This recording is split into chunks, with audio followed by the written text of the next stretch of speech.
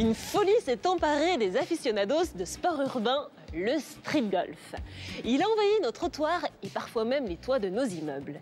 Une approche du golf qui ne se limite plus aux greens élitistes et qui transforme la ville en véritable terrain de jeu. Décryptage. Vous avez toujours rêvé de taper la balle comme Tiger Woods. Malheureusement, vous habitez en ville à 2 heures du premier green. Le street golf est fait pour vous. C'est un sport dérivé du golf. On y applique les mêmes règles. La seule différence, c'est le terrain. On remplace le green par la rue. D'ailleurs, la majorité des street golfeurs n'avaient jamais mis les pieds sur un green avant de s'initier à cette nouvelle discipline. Et peu importe, car au street golf, l'important n'est pas de gagner, mais de participer. C'est en Allemagne, dans les années 90, que le street golf ou encore urban golf fait son apparition. Il se répand rapidement en Angleterre et fait son entrée dans l'Hexagone en 2000. On compte aujourd'hui environ entre 3 et 4 000 joueurs en France. La France qui d'ailleurs est un des pays leaders du street golf. Si le sport est né en Allemagne, c'est vraiment la France qui a pris le relais. On a des collectifs et des compétitions qui sont organisées assez tôt et des gens qui sont très actifs. À l'image du collectif 19e Trou, organisateur de nombreux événements fédérateurs depuis 2004. Tout de suite, petite initiation avec le spécialiste du street golf. Il faut un club et une balle semi-rigide, si possible, quand on joue en ville. Le club, on peut prendre du sandwich, ça sert à rien de prendre du neuf, De toute façon, il s'abîme très vite sur le macadam. Et les balles semi-rigides, ça évite de blesser les gens, de casser les vitres ou d'abîmer les voitures ou quoi que ce soit. Ça sert à rien de s'équiper avec du matériel haut de gamme et super cher. C'est accessible, nos grands-mères, nos grands-parents en ont tous dans les garages, dans les ventes privées, on en trouve.